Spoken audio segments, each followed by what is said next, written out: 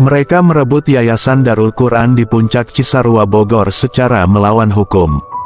Yayasan Darul Quran Puncak Cisarua Bogor berbadan hukum berdasarkan Akta Pendirian Nomor 15 Tahun 1980 diterbitkan oleh Kantor Notaris Gede Ngurah Rai SH, dengan komposisi kepengurusan masing-masing Kiai Haji Dr. Idam Khalid sebagai Ketua Umum, Haji Jawahir sebagai Ketua Harian, Haji Husni sebagai Direktur Pendidikan Agama Islam, Colilullah sebagai Pembantu Umum 1, Alimin Ahsari Pembantu Umum 2 dan Muntalib Pembantu Umum 3. Fakta hukum yang sebenarnya Darul Quran sudah mulai bergerak sebagai pondok pesantren dari tahun 1960-an di mana banyak sekali anak-anak yatim dibina oleh Darul Quran sebagai pondok pesantren. Kemudian karena pada tahun 1985-an ada keinginan Darul Quran ingin mendirikan lembaga pendidikan dan berdasarkan hasil konsultasi Kiai Haji Colilullah ke Departemen Agama disarankan supaya Darul Quran harus dijadikan yayasan sebagai satu syarat mendirikan lembaga pendidikan. Maka Kiai Haji Colilullah bermusyawarah dengan Kiai Haji Idam Khalid. Maka dibentuklah Yayasan Darul Quran sebagai badan hukum resmi yang dapat menyelenggarakan pendidikan baik pada tingkat madrasah sanawiyah maupun sekolah menengah atas SMA.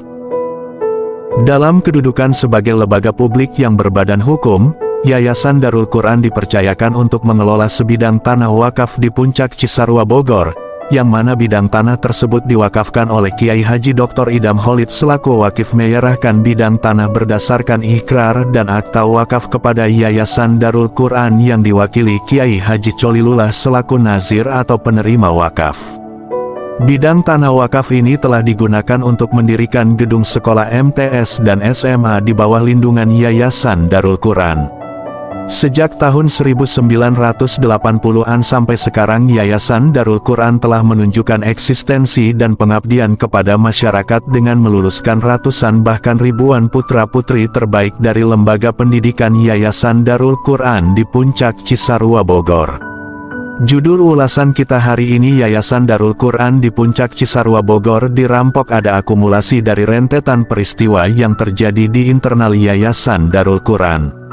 Ada pihak-pihak yang merasa lebih memiliki kompetensi untuk mengurus Yayasan Darul Quran tetapi anehnya mereka begitu berani membegal Yayasan Darul Quran.